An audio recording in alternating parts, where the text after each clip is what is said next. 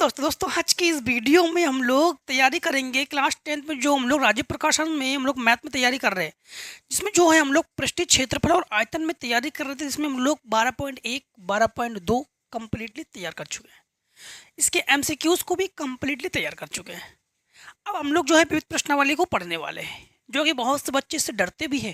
विविध प्रश्नावली से तो डरना नहीं है, ठीक है। आपको बता दें कि अगर आपके बुक के मुताबिक अगर क्वेश्चंस के एक्सरसाइज भी अगर आगे पीछे हो गए हो शायद, तो उसको ना मैच करा लेना। मिल जाएंगे, सारे क्वेश्चंस मिलेंगे। हो सकता है कि आपके 12 पॉइंट जो है वो 11 पॉइंट में हो या 13 पॉइंट में हो, बस इतना ही अंतर है, कुछ नहीं है। बाकी सारे क्वेश्चंस मिल जाएंगे, ठीक है।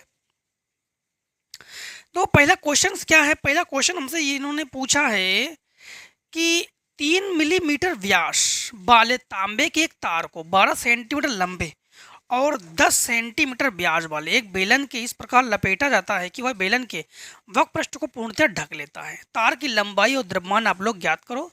यह मानते हुए तांबे घनत्व 8.88 ग्राम प्रति घन सेंटीमीटर है। सबसे पहले 3 मिलीमीटर व्यास, तो व्यास को लिखते हैं हम लोग डी से, ठीक। क्वेश्चन नंबर पहला, व्यास को लिखते हैं डी से 3 मिलीमीटर। इसको त्रिज्या में कन्वर्ट करो, 3/2 इंटू मिलीमीटर को सेंटीमीटर में कन्वर्ट करो 1/10, तो ये सेंटीमीटर, ठीक। ये हमने कन्वर्ट कर लिया। मिलीमीटर जो है वो 1/10 सेंटीमीटर में कन्वर्ट कर लेते हैं, ठीक है। इसके बाद इनका कहना है 12 सेंटीमीटर लंबे, 12 सेंटीमीटर लंबे व्यास वाले बेलन को इस प्रकार से लपेटा जाता है। मतलब समझना, एक बेलन है, ठीक है, यूं यूं एक बेलन है। बेलन जानते हो ना, कोई भी लंबी वस्तु हो उसे बेलन कहते हैं। यूं बेलन है और इनका कहना है इस बेलन को जो है 10 से 12 सेंटीमीटर लंबे और 10 सेंटीमीटर व्यास वाले एक बेलन पर इस प्रकार से लपेटा जाता है कि वक्र पृष्ठ पूर्णतः ढक जाए। मतलब इसको ना यूं लपेटते हैं, एक वायर से यूं लपेट देते हैं इसे, एक वायर से, ठीक, तार से यूं लपेट देते हैं इसे, ठीक है। लपेटने के बाद इसकी ये जो व्यास है इसे सेंटीमीटर में अगर कन्वर्ट करेंगे तो ये 12 के बराबर है। मतलब आप लोग कहोगे अच्छा कितने फेरे लगाए गए, ये बेलन है, इसमें तांबे के तारों की फेरे लगाए गए, कितने फेरे लगाए गए हमें नहीं पता, तो फेरों की संख्या को हम n मान लेते हैं, ठीक है। तो हम लिखेंगे इसका जो व्यास है ये तो हमारे पास 3/10 है, इंटू फेरों की संख्या n है। ये किसके बराबर है? 12 सेंटीमीटर लंबाई के बराबर है, ठीक। यही इन्होंने कहा है। इसे n बराबर अगर निकालोगे तो 12 इंटू आप लोग कहोगे कि 10/3, 3 चौको 12, तो n बराबर हमारे पास 10 चौको 40। तो ये तार के जो फेरे हैं, कितने फेरे हैं? 40 फेरे हैं। कितने फेरे हैं? 40 फेरे हैं। अब इनके कहना है कि भाई बेलन के वक्र पृष्ठ को पूर्णतः ढक ले, तो हम लोग कहेंगे बेलन के वक्र पृष्ठ को पूर्णतः ढक ले, तो एक बार हम लोग कहेंगे एक बार लपेटने पर, एक बार लपेटने पर जब भी कोई भी चीज गोल गोल घूमती है तो उसमें भी परिधि लगाते हैं, जो कि फॉर्मूला 2πr। और इसको गोल गोल लपेटेंगे तब भी हम लोग क्या लगा देंगे? 2πr। तो एक बार लपेटने पर जो फार्मूला लगेगा हमारे पास ये लगेगा 2πr। क्लियर? 2 को तो 2 लिखो और पाई का मान 22/7 लिखो, आर का मान 3/20 लिखो। अब जो है इस 2 से काटो, 2 दशामन, ठीक। अब काटने की जरूरत नहीं है, या काटना चाहो तो काट लो, ये आधा कर लो 11, ये आधा कर लो 5, 11 तिया 33 बटे 7 पना 35। ये तो एक बार लपेटने पर, एक बार लपेटने पर जो तार की लंबाई है, हम लोग कहेंगे एक बार लपेटने पर जो तार की लंबाई है, तार की लंबाई है वो हमारे पास 33/35 मीटर है। ऐसे ही हम लोग कितने बार लपेटेंगे? तो ऐसे ही हम लोग 40 बार लपेटेंगे। कितने बार लपेटेंगे? 40 बार। तो हम लोग कहेंगे 40 बार लपेटने पर तार की लंबाई। तो हम लोग कहेंगे 33/35 इंटू 40। ठीक, समझ में आया ना? ये कुछ छूटा तो नहीं? ठीक है, काटो 5 से। 5 अट्ठे 40, 5 सत्ते 35। तो आप लोग कहोगे 8 तरीका 24 बचा हमारे पास 2, 8 तरीका 24, 25 26, 264/7। क्या पूछा इन्होंने? इन्होंने हमसे पूछा कि बक पृष्ठ कितना बक पृष्ठ ढक लेता है। तो एक काम करते हैं, क्यों हम, अच्छा इसमें आगे इन्होंने ये भी दिया, तार की लंबाई और द्रव्यमान ज्ञात कीजिए। तार की लंबाई ज्ञात करेंगे, द्रव्यमान ज्ञात करेंगे। ठीक, सबसे पहले एक काम करते हैं, एक बार चेक कर लेते हैं कुछ भी हमसे छूटा तो नहीं। ठीक है, सबसे पहली बात तो है कि इसमें हमसे इन्होंने दे दिया था कि 3 मिलीमीटर ब्याज वाले, 12 सेंटीमीटर लंबे और 10 सेंटीमीटर ब्याज वाले बेलन। तो बेलन जो है, बेलन पर लपेट रहे हैं, और बेलन की जो त्रिज्या है, बेलन की जो त्रिज्या है वो देखो हमारे पास 5 सेंटीमीटर है। क्यों? इसमें साफ साफ है 10 सेंटीमीटर ब्याज वाले, तो 5 सेंटीमीटर। तो यहाँ पर थोड़ी सी मिस्टेक ये हुई है कि आपको बताते हैं कि यहाँ पर हम लोग क्या लेंगे, 5। ठीक, यहाँ पर क्या लेंगे हम लोग, 5। तो यहाँ पर 5 लेंगे, तो यहाँ पर 22 रहने दो, यहाँ पर 2 रहने दो। 5 दूनी 10, 10 से गुणा करोगे तो 220/7 सेंटीमीटर। ऐसे 40 बार लपेटेंगे। तो जब 40 बार लपेटेंगे तो हम लोग क्या करेंगे कि यहाँ पर 220/7 इंटू 40 करेंगे। तो 20, 4 दूनी 8, 4 दूनी 8/7। अब भाग दे दो, 7 एकम 7, बचा 1, 18, 7 दूनी 14, बचा हमारे पास 4, 7 पना 35। ठीक, 7 पना 35। फिर से एक बार, 7 एकम 7, बचा हमारे पास क्या, 1, 18 हो गया। 7 दूनी 14, 4 बचा 40 हो गया। 7 पना 35, फिर 7 पना 35, तो सब लोग 7 पना 35, 7 पना 35। जब बार बार आवृत्ति हो तो एक संख्या एक्स्ट्रा लेकर उसको छोड़ देते हैं, या तो फिर यही आंसर रख लो। ठीक, या तो फिर यही आंसर रख लो, या आप लोग कहोगे कि 1256 सेंटीमीटर एग्जैक्ट लंबाई ले लेंगे। ठीक है, तो ये तो हमारे पास इन्होंने लंबाई के बारे में ज्ञात करना था, जो कि हम ज्ञात कर चुके हैं।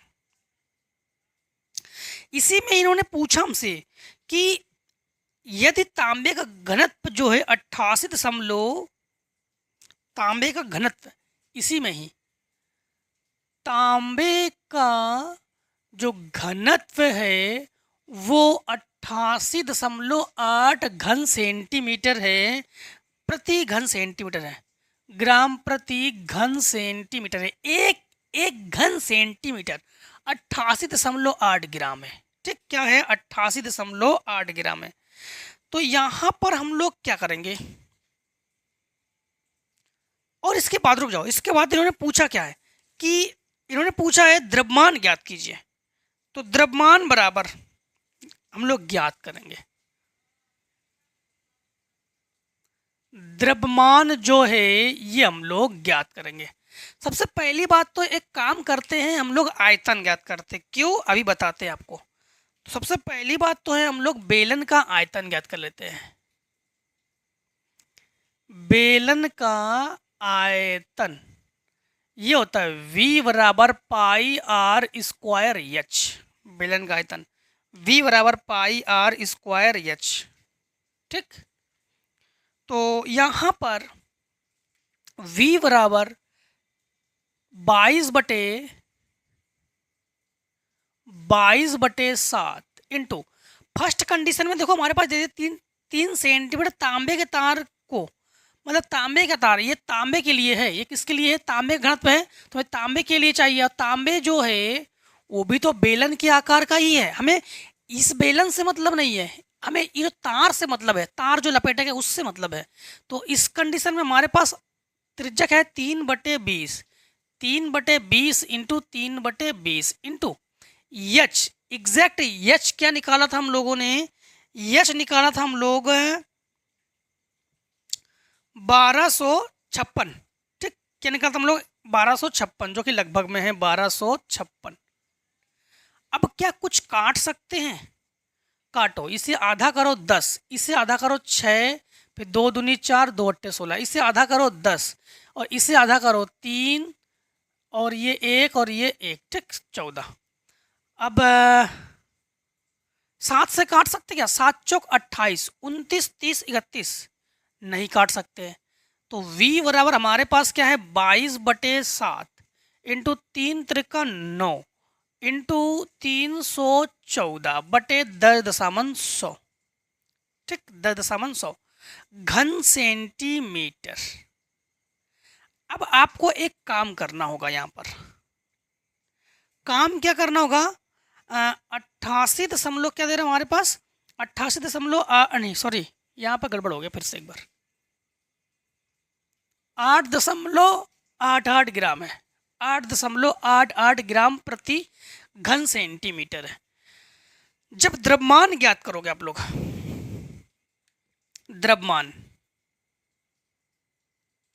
द्रव्यमान बराबर आयतन इंटू घनत्व, ये फार्मूला होता है।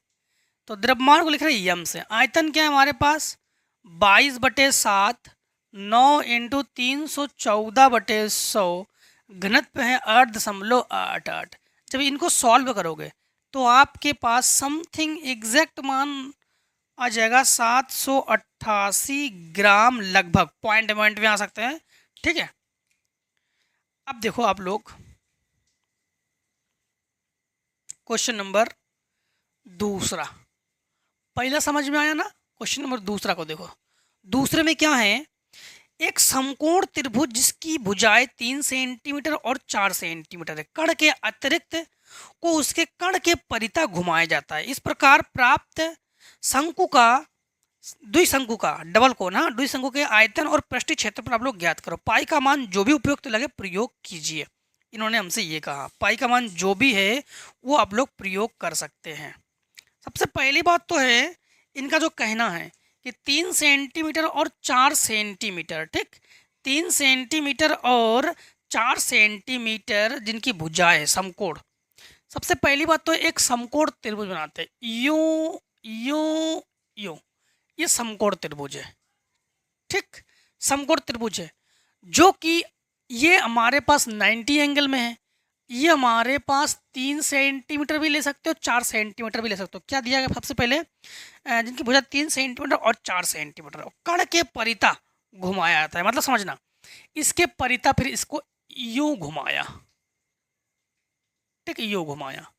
एक हमारे पास क्या दिया गया 4 सेंटीमीटर, ये 4, तो इसके परितः फिर यूं घुमाया, तो यहाँ पर हमारे पास 4 सेंटीमीटर और 3 सेंटीमीटर, मतलब आगे पीछे कर सकते हो, यहाँ 3 यहाँ 4 यहाँ 4 यहाँ 3, कोई दिक्कत नहीं, 3 सेंटीमीटर ले लिया। इतनी बात समझ में आ गई। इनको ना यहाँ से यूं मिला दो, यहाँ से यूं मिला दो, ठीक। अब बात ये है, 3 सेंटीमीटर 4 सेंटीमीटर कण के परितः उसको घुमाया जाता है। इस प्रकार प्राप्त द्विशंकु का आयतन और क्षेत्रफल आप लोग ज्ञात करो। सबसे पहली बात तो है कि इनका कहना है द्विशंकु का, तो जब ये 4 सेंटीमीटर है तो भाई साहब ये भी 4 सेंटीमीटर ही है, जब ये 3 सेंटीमीटर है तो ये भी 3 सेंटीमीटर ही है, और 3 4 का एक रूल है 5 आना, लेकिन यहाँ पर आधार तो हमारे पास 5 नहीं है ना, दोनों के कण को लिया हमने। तो एक काम करते हैं, हमें त्रिज्या चाहिए, हमें क्या चाहिए त्रिज्या। तो इसे अगर हम यहाँ से यहाँ तक को अगर 3 लेंगे, मतलब समझना ये लंब है, ये क्या है लंब है, ठीक। जैसे आप लोग त्रिकोणमिति में पढ़ चुके हो कि ये हमारे पास 90 एंगल है और 90 एंगल के सामने वाली जो भुजा है उसे कहते हैं कड़। और ये हमारे पास कोण है। कोण के सामने वाली भुजा को हम लोग कहते हैं लंब, ठीक। और नीचे वाली भुजा को हम लोग कहते हैं आधार। बात क्लियर? नीचे वाली भुजा को हम लोग क्या कहते हैं? आधार कहते हैं, ठीक है। अब हमारे पास एग्जैक्ट जो है मान हमें नहीं दिया गया है, बस इतना ही है, 3 सेंटीमीटर 4 सेंटीमीटर कड़ के परितः बस इसको घुमा दिया गया है, एग्जैक्ट मान हमें नहीं पता है। तो एक काम करते हैं कि यहाँ से इस लंबाई को, जैसे यहाँ पर ए नाम दे दो, बी नाम दे दो, सी नाम दे दो, डी नाम दे दो और ओ नाम दे दो। यहाँ से यक्स मान लो, ये त्रिज्या आर मान लो। अब यहाँ पर पाइथागोरस की प्रमेय लगा दो, पाइथागोरस की प्रमेय लगा दो। कण का वर्ग, कण क्या है? 4, तो 4 का वर्ग, लंब का वर्ग तो यक्स का वर्ग, आधार का वर्ग आर का वर्ग। इसी तरह पक्षांतर करो और वर्ग से यानी 4 चौको 16 माइनस यक्स स्क्वायर बराबर आर स्क्वायर। इसको हटा रूट चढ़ाओ, इसको हटा के रूट चढ़ाओ, तो आर बराबर under root 16 minus x square. अभी त्रिज्या हमारे पास एग्जैक्ट नहीं है, क्यों? क्योंकि हमारे पास क्या है कि ये हमारे पास 16 माइनस एक्स स्क्वायर है, ठीक। क्या है? 16 माइनस एक्स स्क्वायर। इसी प्रकार 3 वाले को सॉल्व करते हैं। किसको सॉल्व करते हैं? 3 वाले को। जब 3 वाले को सॉल्व करेंगे, 3 से हमारे पास 3 एक दे दिया गया ना, बाकी कुछ दिया नहीं गया, इसमें घुमाया गया बस, और कुछ नहीं, बस बाकी कुछ दिया नहीं गया हमारे पास, ठीक। तो एक काम करते हैं, काम ये करते हैं,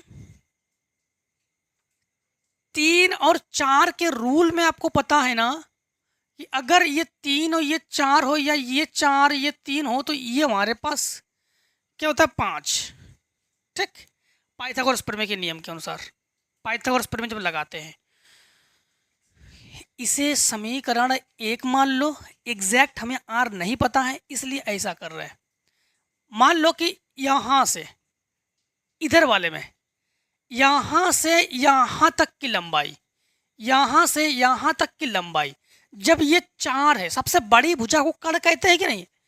जब ये 4 है, ये 3 है, तो ये और सी, ये टोटल यहाँ से लेकर यहाँ तक की जो दूरी है, लंबाई है, वो 5 मान ली हमने। क्या मान ली? 5। क्यों मान ली नहीं हमने? पाइथागोरस प्रमेय से जब निकालोगे, कण का वर्ग बराबर लंब का वर्ग प्लस आधार का वर्ग निकालोगे ना, क्योंकि ये दोनों, देखो फिर समझो, ये जो 4 है, ये इसको लंब मानो, इसको आधार मानो, और सबसे लंबी भुजा को कण मानो। तो AC जो है हमारे पास 5 है, AC जो है हमारे पास क्या है? 5 सेंटीमीटर है। तो फिर OC की भुजा क्या होगी? तो OC जो है, अब यहाँ से OA जो है हमारे पास, ये यक्स है, तो OC की भुजा होगी हमारे पास 5 माइनस यक्स सेंटीमीटर। फिर पाइथागोरस प्रमेय लगा दो, पाइथागोरस की प्रमेय लगा दोगे त्रिभुज इसमें COB में, COB में कण का वर्ग, कण क्या है? इसमें 3 है, छोटी भुजा में 3 का वर्ग। लंब का वर्ग, लंब क्या है हमारे पास? 5 माइनस यक्स का वर्ग। आधार का वर्ग, आधार तो त्रिज्या आर है, तो आर का वर्ग, ठीक।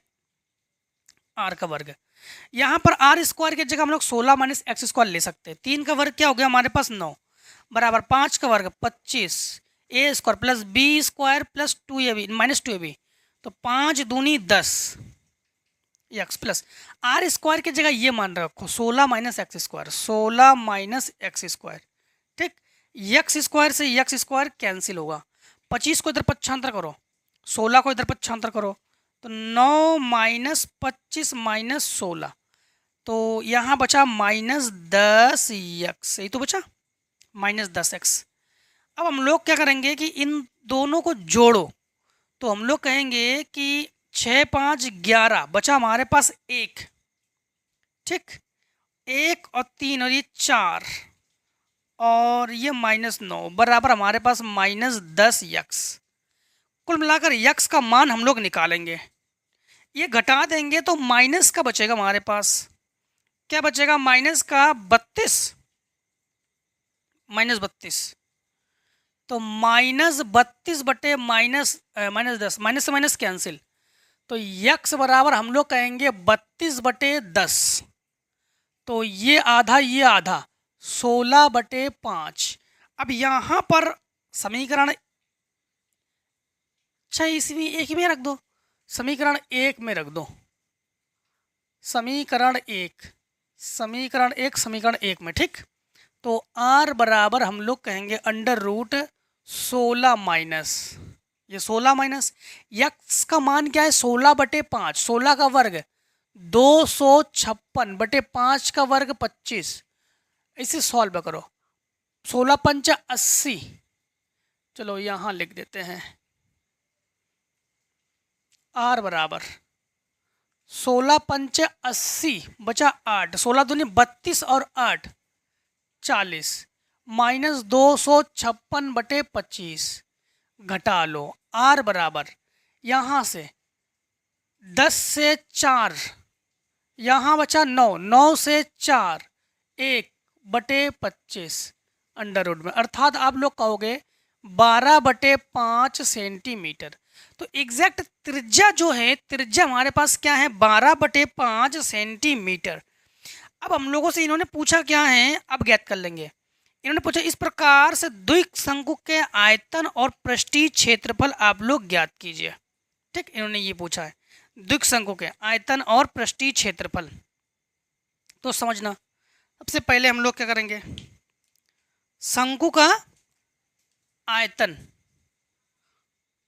तो शंकु का आयतन v बराबर 1/3 पाई r स्क्वायर एच। तो यहां पर इन्होंने यही तो पूछा ना, इस प्रकार से बने शंकु का आयतन आप लोग ज्ञात करो, ठीक है। तो हमारे पास क्या है v बराबर 1/3 पाई का मान रख लो 22/7, r का मान क्या है हमारे पास 12/5, 2 बार, हाँ। तो यह 144/25 कर लो, स्क्वायर है, इंटू एच, एच यहाँ से यहाँ तक की लंबाई क्या है 5, 5 से काटो 5 25, अब 3 से काटो, 3 चौको 12, 3 अट्ठे 24, अब तो काटना संभव है नहीं। b बराबर तो 48 इंटू 22, 48 इंटू 22 7 पन्ना 35, v बराबर 22 का गुणा 48 में करना, 35 से भाग दे देना, जिससे आपके पास आंसर आ जाएगा 30.14 घन सेंटीमीटर, 30.14 घन सेंटीमीटर, जो कि आपके पास आ जाएगा आंसर, ठीक। ठीक है।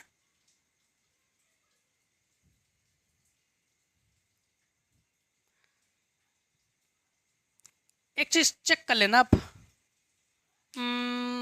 त्रिज्या आ रही है, ठीक है, ठीक है, क्योंकि द्विक शंकु है 2 से मल्टीप्लाई, एक बार चेक कर लेना कि इन दोनों का गुणा करके 35 से भाग दे रहे हो तो कितना आ रहा है। बाई चांस अगर मान लो इतना नहीं, एक बार 2 से मल्टीप्लाई करना, ठीक, 2 से मल्टीप्लाई करना, 2 द्विक शंकु है। इसके बाद इसे है पृष्ठीय क्षेत्रफल आप लोग ज्ञात करोगे, ठीक। शंकु का पृष्ठीय क्षेत्रफल, शंकु का पृष्ठीय क्षेत्रफल क्या हो जाएगा आपको बता देते हैं, यश बराबर पाई आर यल, ठीक।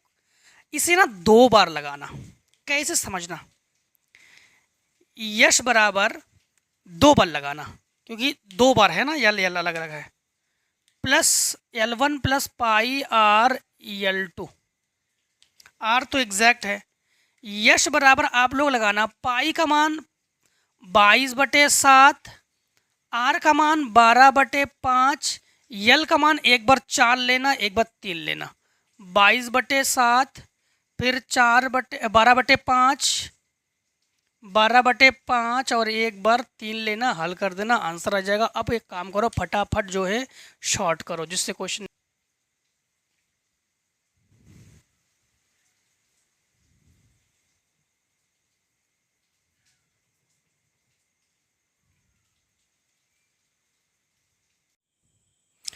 देखो अब हम लोग क्वेश्चन नंबर करेंगे 3। 3 में क्या है हमारे पास कि 3 में इस प्रकार से है, एक टंकी जिसके आंतरिक मापन 150 सेंटीमीटर और 120 सेंटीमीटर और 110 सेंटीमीटर है, ठीक है, जो कि टंकी का आयतन भी है, हाँ। और 12,96,100 घन सेंटीमीटर पानी है, मतलब ये आयतन भी है। और इस पानी में कुछ छिद्र वाली ईंटें तब तक डाली जाती है जब तक कि टंकी पूरी तरह ऊपर भर ना जाए। प्रत्येक ईंट अपने आयतन का 1/17 पानी सोख लेती है। यदि प्रत्येक ईंट की माप 22.5, 7.5, 6.5 तो टंकी में कुल कितनी ईंटें डाली जा सकती है ताकि उसमें पानी बाहर ना आए? सबसे पहली बात तो है कितनी ईंटें डाली जा सकती है। तो सबसे पहली बात तो हम लोग ईंटों की संख्या को मान लेते हैं। माना कि ईंटों की संख्या बराबर n, ईंटों की संख्या बराबर n। अब जो आयतन दे दिया गया है उसे हम लोग लिख लेते हैं, जो कि हमारे पास लंबाई क्या है, लंबाई 150 सेंटीमीटर है, चौड़ाई जो है 120 सेंटीमीटर है, ऊंचाई जो है वो 110 सेंटीमीटर है। ठीक, 110 सेंटीमीटर है। तब हम लोग कहेंगे कि टंकी का आयतन, टंकी का आयतन जो कि फार्मूला होता है लंबाई इंटू चौड़ाई इंटू ऊंचाई। ठीक, तो सेम है, आप लोग जानते भी हो इस फार्मूले को। टंकी का आयतन दे दिया गया है, हम लिख सकते हैं डायरेक्ट, तो बराबर 150, 120 और 110 घन सेंटीमीटर, 3 बार है ना, तो लिख देते हैं घन सेंटीमीटर। ये तो हमारे पास क्या हो गया, टंकी का आयतन। जब इन सभी का गुणा कर लेंगे तो समथिंग 1 2 3 0, 3 0 तो ये लिखेंगे, और गुणा करने के बाद हमारे पास ये आ जाएगा 1980 ठीक घन सेंटीमीटर। ये गुणा कर लेना। इसके बाद नीचे हमें ये दिया गया है कि जो पानी का आयतन है वो 1296 है। पानी का आयतन ये हमारे पास दिया गया है, तो हम लोग कहेंगे कि पानी का आयतन जो है ये 129600 घन सेंटीमीटर है। ये तो है पानी का आयतन। ठीक, इसके बाद हम लोग ईंट का आयतन है, एक ईंट का आयतन निकालेंगे। ईंट की लंबाई चौड़ाई ऊंचाई, तो हम लोग कहेंगे एक ईंट का आयतन, एक ईंट का आयतन क्या क्या है हमारे पास, 22.5 इंटू 7.5, 22.5 इंटू 7.5 इंटू 6.5, 6.5 घन सेंटीमीटर। तीनों को हमने एक साथ गुणा कर लिया। ठीक है, घन सेंटीमीटर। तो जब गुणा करेंगे तो हमारे पास एक ईंट का आयतन आ जाएगा लगभग 1096 ठीक है, 1096, हाँ समथिंग 1096.87 घन सेंटीमीटर। गुणा कर लेना, गुणा तो कर लोगे आप लोग, ये आ जाएगा। हमने अपने इस मन से कुछ भी नहीं किया, जो दिया गया है उसी को उतार के लिखा है अब तक। ठीक, अब तक इसी प्रकार हमारे पास ईंटों की संख्या, ये एक ईंट का आयतन है, तो हम लोग कहेंगे n ईंटों का आयतन। जैसे हम लोग नहीं, एक पेन का मूल्य 2 रुपये है तो 10 पेन का मूल्य बताओ, ऐसे एक ईंट का जो आयतन है तो ये इतना है, तो n ईंटों का आयतन क्या हो जाएगा हमारे पास, तो n इंटू 1096.87 घन सेंटीमीटर। बात क्लियर? यहाँ तक तो कोई दिक्कत नहीं है। ठीक है, इनके बाद इनका कहना है कि प्रत्येक ईंट अपने आयतन का 1/17 पानी सोख लेती है। प्रत्येक ईंट जो है अपने आयतन का तो हम लोग कहेंगे प्रत्येक ईंट अपने आयतन का 1/17 भाग सोख लेती है। ईंट जो है अपने आयतन का, ईंट का आयतन क्या है, तो 1/17 इंटू 1096.87, 17 से भाग दे दो इसमें। जब 17 से भाग देंगे तो हमारे पास 64.52 घन सेंटीमीटर। तो ये प्रत्येक ईंट, एक ईंट जो है एक ईंट के लिए ही है। इसी प्रकार n ईंट के लिए ज्ञात करेंगे हम लोग। तो n ईंट अपने आयतन का 1/17 भाग सोख लेती है। जबकि जब एक ईंट सोख लेती है तो उसके लिए आयतन बचा हमारे पास 64.52। तो n के लिए हमारे पास क्या हो जाएगा, n इंटू 64.52 घन सेंटीमीटर। यहाँ तक तो कोई दिक्कत नहीं। देखो हमारे पास ये टंकी का आयतन दिया गया था, ये पानी का आयतन दिया गया था, ईंटों का एक ईंट का आयतन दिया गया था। हमने n ईंटों का आयतन निकाल लिया और प्रत्येक ईंट अपने आयतन का 1/17 भाग सोख लेती है। तो 1/17 भाग का मतलब हो गया हमने इसमें 1/17 मतलब 17 से भाग दे दिया हमने, ठीक है। अब n के लिए फिर से हम लोगों ने n से गुणा कर लिया हमने। बात क्लियर। अब आगे क्या है इनका, कुल कितने ईंट डाली जा सकती है, पानी बाहर ना आए, ठीक, पानी बाहर ना आए।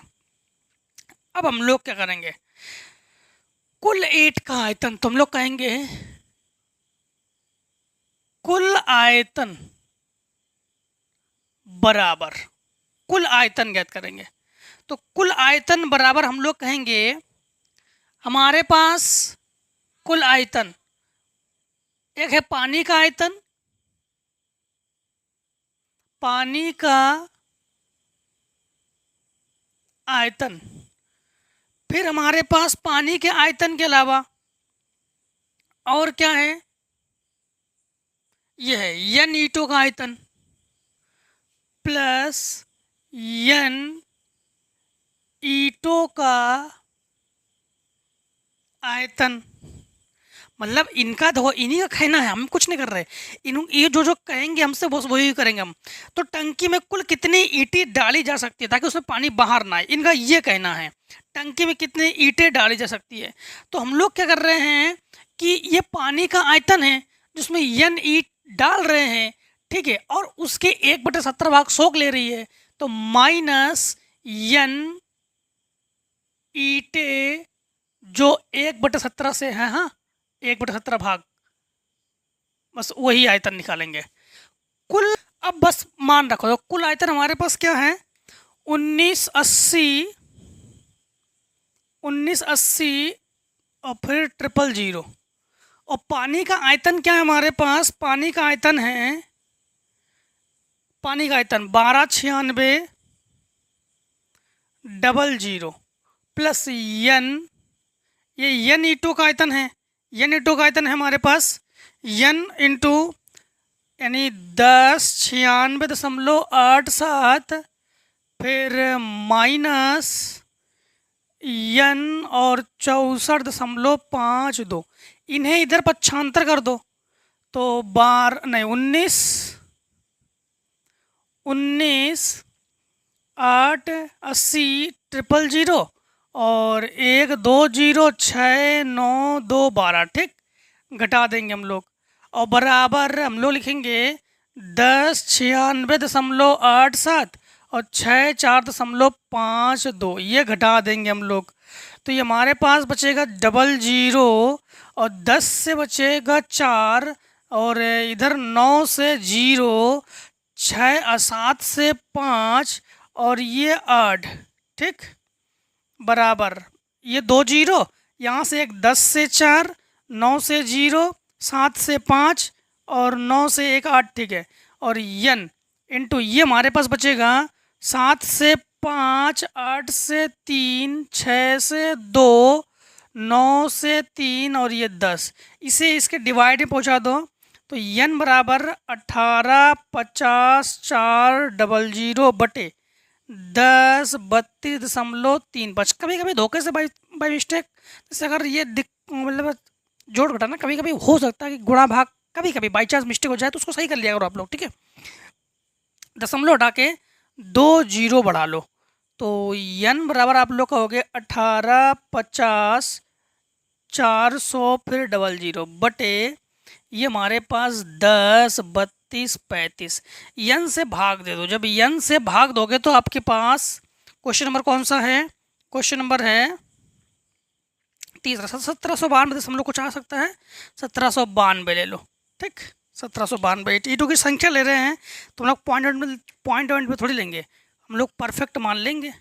ठीक, क्लियर। लॉन्ग क्वेश्चन है, लॉन्ग आंसर है, तो क्या हुआ, इम्पोर्टेंट है। अब देखो क्वेश्चन नंबर हम लोग कौन सा करेंगे, क्वेश्चन नंबर 4 में क्या है कि टीन की बनी एक तेल की कुप्पी 10 सेंटीमीटर लंबे एक बेलन में एक शंकु के छिन्नक को जोड़ने से बनी है। यदि इसकी कुल ऊंचाई 22 सेंटीमीटर है, बेलनाकार भाग का व्यास 8 सेंटीमीटर है, कुप्पी के ऊपर सिरे का व्यास 18 सेंटीमीटर है, तो उसके बनाने में लगी टीन चादर का क्षेत्रफल आप लोग ज्ञात कीजिए। आकृति को देखिए, चलो देखते हैं आकृति को। क्वेश्चन नंबर 4, क्वेश्चन नंबर 4, ठीक, दो क्वेश्चन नंबर 4 को। 4 में हमें आकृति हमें ये है कि कूप की तरह है, यूं यूं यूं, फिर नीचे यूं, ठीक, जो कि है 8 सेंटीमीटर, 10 सेंटीमीटर, 22 सेंटीमीटर। ये 8 सेंटीमीटर, ये 10 सेंटीमीटर और ये 22 सेंटीमीटर, इसके बाद 18 सेंटीमीटर, ये हमारे पास 18 सेंटीमीटर, ठीक, ये हमें गिवन है। ठीक है, अब जो है बस वही लिखेंगे। सबसे पहली बात तो है कि हमारे पास टीन की बनी कुप्पी में 10 सेंटीमीटर लंबे बेलन, ठीक है, और हमारे पास देखो व्यास 18 सेंटीमीटर है। सबसे पहले त्रिज्या में कन्वर्ट करते हैं इसको, तो त्रिज्या, तो D बराबर हम लोग कहेंगे कि व्यास को कैपिटल D लिख रहे हैं, D बराबर 18 सेंटीमीटर, तो R बराबर 18 का आधा 9 सेंटीमीटर। बात क्लियर। इसके बाद है दो छिन्नक का व्यास है, छिन्नक का व्यास है हमारे पास 8 सेंटीमीटर, इसको स्मॉल d से लिख रहे हैं हम, तो स्मॉल d बराबर 8 सेंटीमीटर, तो स्मॉल r बराबर 4 सेंटीमीटर। बात क्लियर है। इसके बाद है बेलन वाले की बात है, क्या नाम, टीन से बनी कुप्पी 10 सेंटीमीटर लंबे बेलन के शंकु का छिन्नक क्या जोड़ने से बनी है। इससे कुल ऊंचाई 22 सेंटीमीटर है। बेलनाकार भाग की ऊंचाई, तो बेलनाकार भाग की ऊंचाई जो है, रुक जाओ, बेलनाकार भाग का इसकी कुल ऊंचाई 22 सेंटीमीटर है। बेलना भाग का व्यास ये है 8 सेंटीमीटर। कुप्पी के ऊपर 18 सेंटीमीटर निचले इसके बने टीन का चादर का क्षेत्रफल आप लोग ज्ञात करोगे। तो सबसे पहले हम लोग कहेंगे बेलन की जो ऊंचाई है वो हमारे पास 10 सेंटीमीटर है, वो हमारे पास क्या है 10 सेंटीमीटर। ये बेलन है, जो भी लंबी आकार की वस्तु हो उसे बेलन कहते हैं, तो ये हमारे पास 10 सेंटीमीटर है। और कुल ऊंचाई हमारे पास 22 सेंटीमीटर है, ठीक है, तो हमें चाहिए छिन्नक की ऊंचाई, तो कैपिटल H, 22 से 10 घटा दो 12 सेंटीमीटर। बात क्लियर, 12 सेंटीमीटर। अब हम लोग कहेंगे कि चादर का क्षेत्रफल, चादर का क्षेत्रफल हम लोग ज्ञात करेंगे, ठीक, तो समझना, चादर का क्षेत्रफल क्या क्या है हमारे पास, एक बेलन है तो बेलन का वक्र पृष्ठ लगा देंगे, और प्लस एक छिन्नक है, छिन्नक का वक्र पृष्ठ लगा देंगे। बेलन का वक्र पृष्ठ होता है 2πr/h, और छिन्नक का क्या होता है, दो जो शंकु का वक्र पृष्ठ πr/l, उसी पर छिन्नक का होता है πr प्लस, मतलब r1 प्लस r2 या r प्लस r और l। हमें यल चाहिए त्रिज्या की ऊंचाई, तो यल निकाल लेते हैं। यल को देखो हम यहाँ पर साइड में निकाल रहे हैं, ठीक, तो यल बराबर अंडर रूट में आप लोग कहोगे, यल बराबर अंडर रूट में h square plus r minus r का होल स्क्वायर, ठीक, r माइनस आर का होल स्क्वायर। अब यल बराबर आप लोग कहोगे अंडर रूट में, एच का मतलब देखो 12, वो देखो 12 का बराबर 144 प्लस r माइनस आर, दोनों r से r घटाओ, 1 r 9, 1 r 4, 4 यानी 5, 5 का वर्ग 25, यानी आप लोग कहोगे 169, तो यल बराबर आप लोग कहोगे 13। ठीक। हाँ, तो मान रख के हल करते हैं। 2 इंटू पाई का मान 22/7, स्मॉल आर का मान है 4 और स्मॉल एच का मान है 10, प्लस पाई का मान है 22/7, कैपिटल आर का मान है हमारे पास 9 और 4 ये 13 और इंटू यल का मान भी 13। ठीक है, कटने की कोई संभावना नहीं है। तो 4 दूनी 8 ये 80। ठीक, 4 दूनी 8 और 10 80, 8 का गुणा करो 22 8 176, तो आप लोग कहोगे 176/7 प्लस 13 13 में 169/7। ठीक, तो आंसर क्या है, बटे में है कि दशमलव में है, एक बार देख लेते हैं। चौथा नंबर है, चौथा नंबर में है हमारे पास 700 सही 70/7। ठीक है, तो यहाँ पर आप लोग लिखोगे 1760 प्लस गुणा करो 22। चलो एक काम करना, हम आंसर लिखे दे रहे, आप लोग गुणा कर लेना। ठीक, तो आंसर आ जाएगा आपके पास क्या है, 782 सही 4/7 वर्ग सेंटीमीटर, क्योंकि वक्र पृष्ठ है। ठीक, आ गया ना आंसर। फटाफट स्क्रीनशॉट क्वेश्चन नंबर नेक्स्ट के लिए। नंबर 5 में क्या है, क्वेश्चन नंबर 5 में किसी महीने के 15 दिनों में एक नदी की घाटी 10 सेंटीमीटर वर्षा हुई, नदी घाटी में। ठीक है, और यदि इस घाटी का क्षेत्रफल 7280 किलोमीटर वर्ग में है, जो कि दर्शाइए कि कुल वर्षा लगभग 3 नदियों के सामान्य पानी के योग के समतुल्य थी, जबकि प्रत्येक नदी 72 किलोमीटर लंबी और 75 मीटर चौड़ी और 3 मीटर गहरी है। ठीक, तो सबसे पहली बात तो इनका जो कहना है वही लिखते हैं। 15 दिनों में वर्षा नदी घाटी में 10 सेंटीमीटर वर्षा हुई है, 10 सेंटीमीटर वर्षा हुई है। यदि इस घाटी का क्षेत्रफल, घाटी का क्षेत्रफल, तो क्वेश्चन नंबर 5 में है सबसे पहले घाटी का क्षेत्रफल, जो कि हमारे पास क्या दिया गया है, 7280 किलोमीटर स्क्वायर। तो एक काम करते हैं, घाटी का आयतन निकाल लेते हैं, और आयतन बराबर हम लोग जानते हैं, आयतन को लिखते हैं हम लोग V से वॉल्यूम। तो ये होता है क्षेत्रफल इंटू लंबाई ऊंचाई चौड़ाई जो भी है। ठीक, क्षेत्रफल इंटू, तो हम लोग जानते हैं कि लंबाई इंटू चौड़ाई इंटू ऊंचाई, और लंबाई इंटू चौड़ाई को क्षेत्रफल कहते हैं। तो V बराबर लंबाई इंटू चौड़ाई क्षेत्रफल है, जो कि 7280 है, इंटू देखो 10 सेंटीमीटर की वर्षा हुई है, यही दो साफ साफ है, 10 सेंटीमीटर की वर्षा हुई है। सेंटीमीटर को मीटर में फिर किलोमीटर में कन्वर्ट करेंगे, तो किलोमीटर में कन्वर्ट करेंगे 10⁻⁻5 हो गया।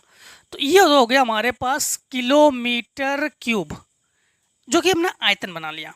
अब इनका जो कहना है सुनना, इनका कहना है कि दर्शाइए कि कुल वर्षा, दर्शाइए कि कुल वर्षा जो कि 72 प्रत्येक नदी लंबी, जो लंबाई है 1072 है, रुक जाओ, लंबाई जो है वो 1072 किलोमीटर है, और चौड़ाई जो है 75 और गहराई 75 मीटर है।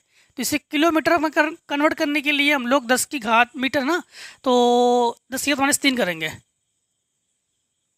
किलोमीटर, और ऊंचाई जो यानी गहराई जो है ये 3 मीटर, 3 इंटू 10 की घात -3, ये हमने किस में कन्वर्ट कर लिया, मीटर में। अब इन्हीं का आयतन निकाल लेंगे।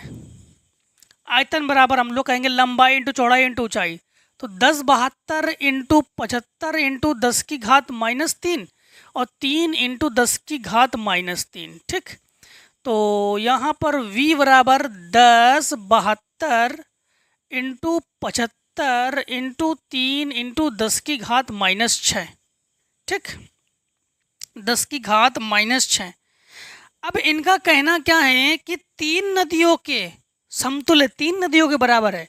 तो एक काम करते हैं, सबसे पहली बात तो है कि हम लोग इसे ना एग्जैक्ट बना लेते हैं।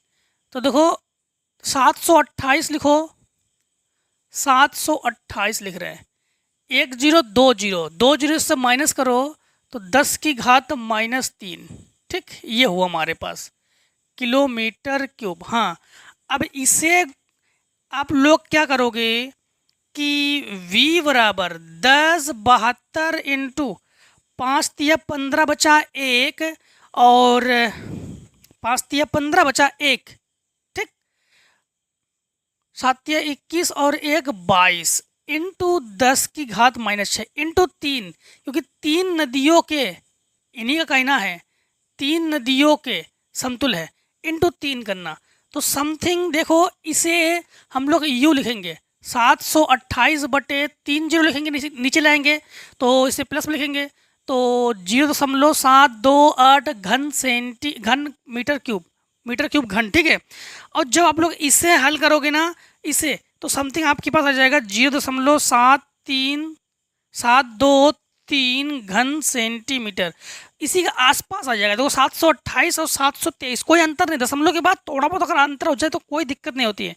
तो इनका जो कहना है वो सिद्ध हो चुका है, नदियों के पानी के समतुल्य थे। तो हम लोग कहेंगे अतः इनका कहना है कि 3 नदियों के सामान्य पानी के योग के समतुल्य थी। तो हम लोग कहेंगे 3 नदियों के समतुल्य है। समतुल्य का मतलब लगभग बराबर, एग्जैक्ट नहीं, लगभग बराबर, ठीक।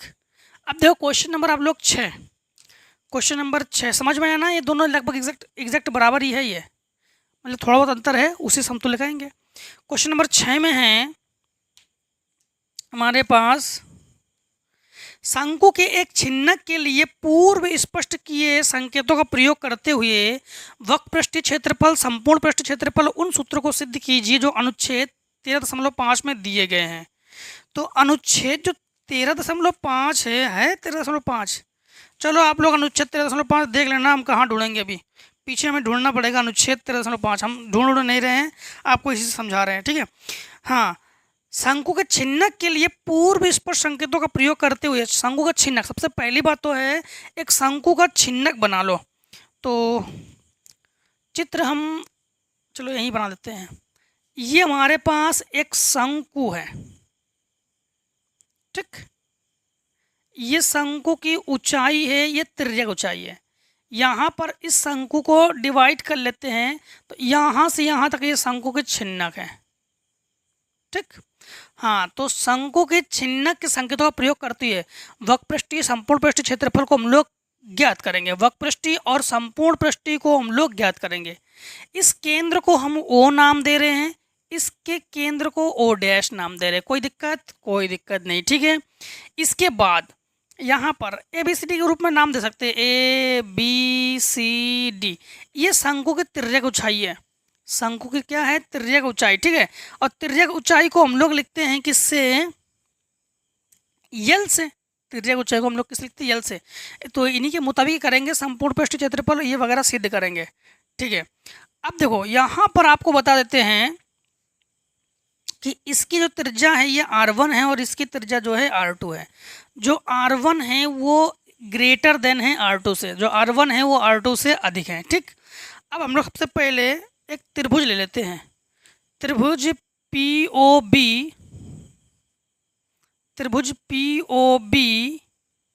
दो त्रिभुज लेंगे, हम इसे समरूप त्रिभुज लेते हैं, ठीक है। दो त्रिभुज लेंगे, त्रिभुज PO'C, त्रिभुज PO'C ले लिया हमने और POC ले लिया, ठीक है। दोनों त्रिभुज देखो P कॉमन है, देखो P कॉमन है कि नहीं है, तो कोण P जो है कोण P के बराबर है, ठीक, जो कि उभयनिष्ठ है, यानी कॉमन है, क्लियर। O जो है O' के बराबर है, कोण O जो है कोण O' के बराबर है, क्यों, क्योंकि दोनों 90 एंगल पर है, O' भी 90 एंगल पर है यहाँ से और O भी 90 एंगल पर है, दोनों के दोनों हमारे पास बराबर है, ठीक। तो हमारे पास ये दोनों बराबर है, तो हम लोग कहेंगे कि दोनों के दोनों त्रिभुज, जो त्रिभुज POB है ये समरूप है त्रिभुज PO'C से। किससे बराबर है, दोनों कोण बराबर है, तो एंगल से, डबल ए समरूपता कसौटी से ये बराबर हुआ। बात क्लियर, यहाँ तक तो कोई दिक्कत नहीं। हम लोग 6.123 पढ़ चुके हैं, मतलब हम लोग ये सीख चुके हैं, ठीक है, ये हम लोग सीख चुके हैं। अब इसी प्रकार हम लोग कहेंगे कि अगर समरूप है, तो अगर हम लोग कहेंगे O', तो O', तो O' के बटे में क्या लिखोगे, OB लिखोगे, बात क्लियर। O' के बटे में OB लिखोगे। आप कहोगे कि PC, तो पी सी के बटे में लिखोगे पी बी, मतलब देखो पी ओ के बटे में P O dash, P B के बटे में पी सी और ओ बी के बटे में ओ सी, ऐसे बनाते हैं। तो O dash C, O dash C जो है हमारे पास, ओ डैश सी जो है ये R2 है, ओ बी जो है हमारे पास R1 है, ओ बी जो है हमारे पास। अब बात आती है पी सी और पी बी, पी सी और पी बी। तो पी बी जो है ये तिर्यक ऊंचाई है, तो पी बी जो है तिर्यक ऊंचाई है, इसे यल से लिख रहे हैं। और पी सी जो है यहाँ से इसको हमने यल ले रहे हैं, तो फिर ये यल माइनस यल हो जाएगी। तो हम लोग कहेंगे कि पी सी जो है ये हमारे पास यल माइनस यल बटे यल। ठीक, बात क्लियर? यहाँ तक तो कोई दिक्कत नहीं, यहाँ तक बात क्लियर एकदम। अब हम लोग क्या करते हैं, अलग अलग कर लेते हैं। कैसे समझना, R2 बटे R1 बराबर यल बटे यल माइनस यल बटे यल, इससे ये कैंसिल। तो R2 बटे R1 बराबर 1 माइनस यल बटे यल। ठीक, इसे इधर ले आओ तो आप लोग कहोगे नहीं, एक काम करते हैं, इसे इधर ले आते और इसे उधर ले जाते, मतलब यल बटे यल को इधर ले आओ और इसे उधर ले जाओ। तो 1 माइनस R2 बटे R1, इसका बटे 1 मान के भिन्न करेंगे। तो यल बटे यल बराबर R1 माइनस R2 बटे R1, ये बटे में है। एक काम करते हैं, इसे उल्टा करो तो इसे भी उल्टा कर दोगे। तो यल बटे यल बराबर आप लोग कहोगे R1 बटे, ठीक, R1 माइनस R2, इसे गुणा में पहुंचा दो। यल बराबर R1 यल बटे R1 माइनस R2। बात क्लियर? यहाँ तक तो कोई दिक्कत नहीं आप लोगों को, यहाँ तक कोई दिक्कत नहीं। अब हम लोग ज्ञात क्या करेंगे समझना। सवाल नंबर हमारे पास 6 नंबर में है कि संपूर्ण पृष्ठ नहीं वक्र पृष्ठ क्षेत्रफल और संपूर्ण पृष्ठ क्षेत्रफल हम लोग ज्ञात करेंगे। ठीक है, वक्र पृष्ठ क्षेत्रफल और संपूर्ण पृष्ठीय क्षेत्रफल जो है हम लोग ज्ञात करेंगे। अब सबसे पहले बात आती है छिन्नक का वक्र पृष्ठ। छिन्नक का वक्र पृष्ठीय क्षेत्रफल, छिन्नक का क्या ज्ञात करेंगे हम लोग, वक्र पृष्ठीय क्षेत्रफल।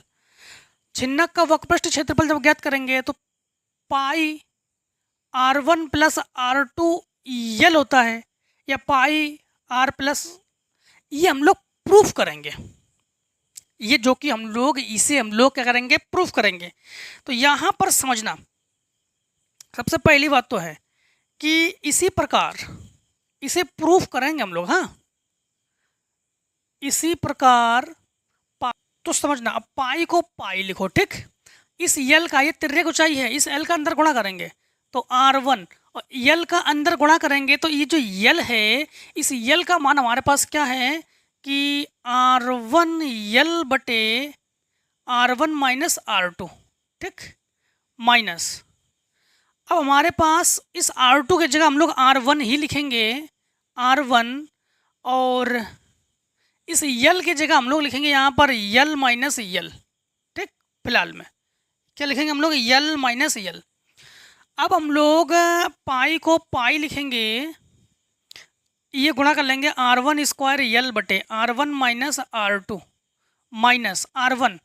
ठीक, R1 जो है R1 लिखेंगे हम लोग, यल की जगह ये मान फिर से रख देंगे तो R1 यल बटे R1 माइनस R2 और माइनस यल, भिन्न करेंगे तो पाई ये R1 स्क्वायर यल बटे R1 minus R2 minus R1, इसके साथ गुणा करेंगे तो ये R1 यल माइनस R1 यल और माइनस माइनस प्लस R2 यल।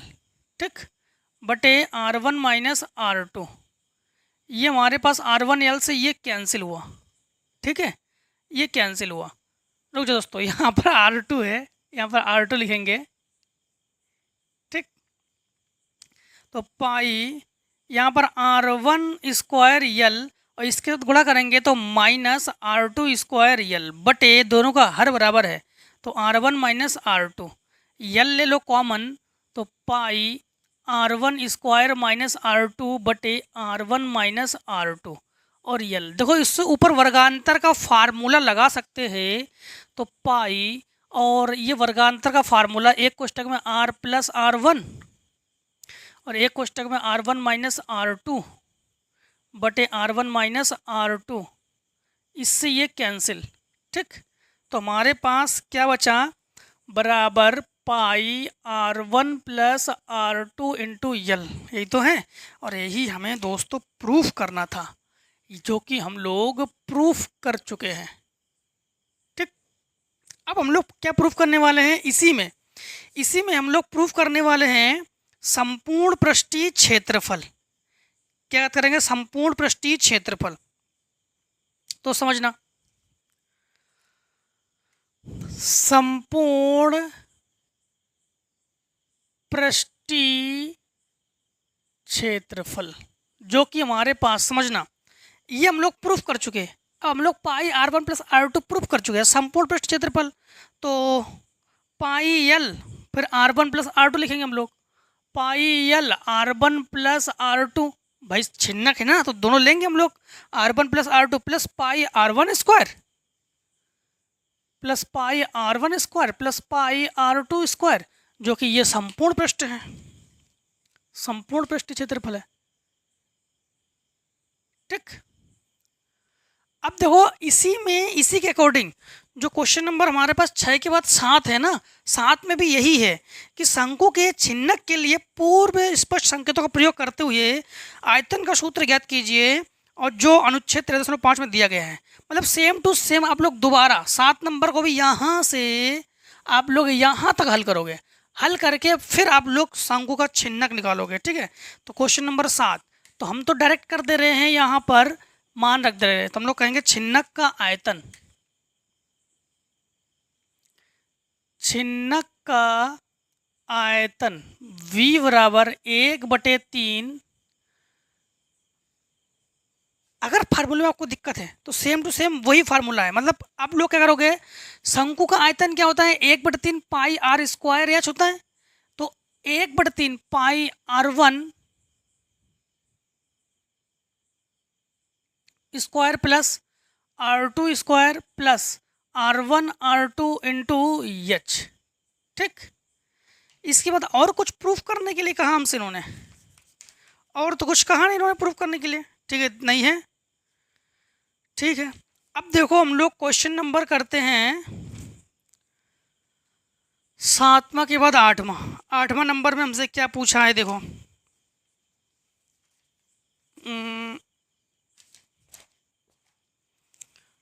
8वें नंबर में हमसे पूछा इन्होंने, चलो 8वें नंबर से पहले इतनी को शॉर्ट कर लो आप लोग। क्या है, लॉन्ग वीडियो है ना, कोई दिक्कत नहीं, 1-2 वीडियो हो जाते हैं लॉन्ग। तो 8 नंबर में है, एक घनाव के आकार के डिब्बे में जिसकी माप 8 मीटर, 6 मीटर, 3 मीटर है, कितने नमक से भरे थैले रखे जा सकते हैं। प्रत्येक थैला 0.64 घन सेंटीमीटर स्थान घेर लेता है।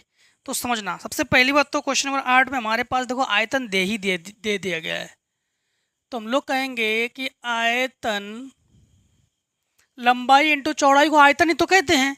आयतन हमारे पास क्या है, 8 6 3, 8 इंटू 6 इंटू 3 मीटर क्यूब। हाँ, मीटर क्यूब, तो गुणा कर लो। तो V बराबर 8×48 इंटू 3 बराबर 8 3 का 24 बचा 2, 4 3 12 और 2 14, 144 मीटर क्यूब। ठीक, बात क्लियर। और इसके बाद है कि 64 घन मीटर स्थान घेरना है। तो स्थान घेरने के लिए तो हम लोग कहेंगे कि प्रत्येक थैला कितने, मतलब कितने नमक से भरे जा सकते हैं। तो माना संख्या बराबर हम लोग कहेंगे n, संख्या बराबर हम लोग क्या कहेंगे, n। अब हम लोग कहेंगे n इंटू 0.64 आयतन भर रहे हैं, कितने में, कितने आयतन में, 144 में। इसको इसके डिवाइड में पहुंचा दो, n बराबर 144 बटे 0.64, दशमलव उठा के 2 0 बढ़ा लो। n बराबर आप लोग काट दो 4 से, 4 तिया 12 बचा 2, 4 6 24, 4 एकम 4 बचा 2, 4 6 24। ठीक, फिर आधा कर लो, 18 दूनी 32, नहीं 16 दूनी 32, 18 दूनी 36 और 8 दूनी 16, फिर आधा कर लो, 900, फिर आधा कर लो 4, फिर आधा कर लो 450, फिर आधा कर लो 2, 2 से डिवाइड कर लो। तो 2 दूनी 4, 2 दूनी 4, 2 पंचे 10, बस 225। क्लियर। क्वेश्चन नंबर 9 में देखो, 9 में क्या है कि एक शंकु के छिन्नक की त्रिज्यक ऊंचाई 8 सेंटीमीटर है। त्रिज्यक ऊंचाई को यल से लिखो, यल बराबर 8 सेंटीमीटर है। और वृत्तीय सिरों की परिधियाँ तो हम लोग कहेंगे 2πr1 बराबर 8 सेंटीमीटर है, 28 सेंटीमीटर है। और 2πr2 बराबर 14 सेंटीमीटर है। तो छिन्नक का वक्रपृष्ठीय क्षेत्रफल ज्ञात कीजिए। सबसे पहली बात तो है हम लोग इसे इसके बटे में पहुंचा दे रहे हैं। तो r1 बराबर 28 बटे 2 पाई और r2 बराबर 14 बटे 2 पाई। ठीक, इससे काटो तो ये 14 और इससे काटो तो 7। तो r1 बराबर आप लोग कहोगे 14 बटे पाई और r2 बराबर आप लोग कहोगे कि 7 बटे पाई। ठीक, सेंटीमीटर। अब आप लोग क्या पूछा हमसे इन्होंने, छिन्नक का वक्रपृष्ठीय क्षेत्रफल। छिन्नक का वक्रपृष्ठ लगा देंगे, छिन्नक का वक्र पृष्ठ यश बराबर पाई r1 प्लस r2 यल। ठीक, अब यहाँ पर हम लोग यश बराबर पाई, r1 का मान है 14 बटे पाई, r2 का मान है 7 बटे पाई, l1 का मान है l का मान है 28, पाई ले लो कॉमन। तो पाई बटे पाई और 14 और 7 21, 21 इंटू 8, पाई से पाई कैंसिल, यश बराबर 8 एकम 8, 8 दूनी 16, 168 वर्ग सेंटीमीटर, जो कि आंसर। क्लियर। Question number 10। ठीक, क्वेश्चन नंबर 10 में है एक लंबवृत्तीय शंकु का आधार का व्यास 21 सेंटीमीटर है। तो व्यास तो हम लोग कहेंगे d बराबर 21 सेंटीमीटर, तो त्रिज्या बराबर 21 बटे 2 सेंटीमीटर और त्रिज्या की ऊंचाई 13.5 सेंटीमीटर है। तो यल बराबर 13.5 सेंटीमीटर है। इसका संपूर्ण पृष्ठीय क्षेत्रफल आप लोग ज्ञात कीजिए। लंबवृत्तीय शंकु के आधार का व्यास, तो शंकु का संपूर्ण पृष्ठ, तो शंकु का संपूर्ण पृष्ठ यश बराबर पाई आर कोष्टक में यल प्लस आर। ठीक, यहाँ पर आपके पास सब मान हैं। क्वेश्चन नंबर 10 है ना। ठीक है, पाई का मान रखेंगे। पाई का मान कुछ दिया गया क्या? नहीं दिया गया। तो 22 बटे 7 इंटू आर का मान हमारे पास है 21 बटे 2 और यल का मान है हमारे पास 13.5 और ये 21 बटे 2। 7 या 21, 2 से काटो 11, तो 11 या 33, तो यश बराबर 33 और ये हमारे पास 13.5 प्लस ये 21 का आधा मतलब 10.5, 10.5, तो यश बराबर 23 इंटू ये 13, 23 और एक 24, तो 24 गुणा कर लो। यश बराबर 24 कम 24, 24 48, 24 72, बचा हमारे पास 7, 24 कम 24, 24 48। ठीक, 10 नंबर है। तो 23 कम 23, 3 6 23 को 92, 23 को 92 बचा 9, 23 दूनी 46 और 9 15 बचा 1, 9 6 15 बचा 1। कुछ मिस्टेक हुआ दोस्तों, आंसर इसमें आ रहा है आपका 792। ठीक, 792 10 नंबर में, जो कि अच्छा 33, हाँ यहाँ पर मिस्टेक है, 33 है इसीलिए। तो यहाँ पर है 792 वर्ग सेंटीमीटर, लिखने में गलतियाँ हो गई। क्वेश्चन नंबर अब आखिरी 11। ठीक, 11 जो कि आखिरी है। आपके बुक में और भी है, कमेंट सेक्शन में कमेंट कर दो, प्रोवाइड कर देंगे। एक 12 सेंटीमीटर व्यास का गोला, तो d बराबर है 12 सेंटीमीटर, जो कि त्रिज्या r बराबर 6 सेंटीमीटर। ठीक है, और डाला जाता है, थोड़ा पानी भरा हुआ है, गोला पानी में डूब जाता है, बर्तन में की सतह 3 सही 5/9 सेंटीमीटर बढ़ जाती है। बेलनाकार भाग का व्यास अब लोग ज्ञात करो। सबसे पहली बात तो ये 12 सेंटीमीटर व्यास का एक गोला है, लंबवर्ती बेलनाकार बर्तन में डाला जाता है जिसमें थोड़ा पानी भरा है। यदि गोला पानी में पूरी तरह डूब जाता है तो पानी की सतह इतनी बढ़ जाती है। सबसे पहली बात तो है, हम लोग जानते हैं गोले का आयतन और बेलन का आयतन दोनों लगाएंगे। तो गोले का आयतन जो कि होता है 4/3 पाई आर क्यूब, बेलन का आयतन जो कि फार्मूला होता है पाई आर स्क्वायर एच। दोनों के दोनों आयतन हैं, इसलिए दोनों को बराबर लिख सकते हैं। ठीक, दोनों को बराबर लिख सकते हैं। तो 4/3 पाई आर क्यूब बराबर पाई आर स्क्वायर एच लिख रहे हैं। आर दोनों में अलग अलग है, पाई से पाई कैंसिल। आर का मान यहाँ पर 6 हमें दिया गया है, तो 6 का क्यूब बराबर आर क्यूब। एच नहीं दिया गया, क्या एच का मान दिया गया है? एच का मान है 3 सही 5/9, तो एच का मान है 3 सही 5/9। तो यहाँ पर 4/3 6 इंटू 6 बराबर आर क्यूब इंटू 9 3 27 28 और 5 32/9। उल्टा करो, इधर पहुँचा दो ना इन्हें। 3 दूनी 6, तो आर क्यूब बराबर 4 इंटू 2 इंटू 6 इंटू 9 इंटू बटे 32। 32 को नीचे पहुँचाओगे, 9 को ऊपर पहुँचा दोगे, तो इसे काटो। 4 8 32, 2 चौको 8। ठीक, अब आधा करो, ये आधा 3, ये आधा 2, ये आधा 3, ये कैंसिल। ठीक, 2 3 6। अब हमारे पास आर क्यूब बराबर, सॉरी आर क्यूब नहीं आर स्क्वायर है, फिर से गलती कर रहे थे।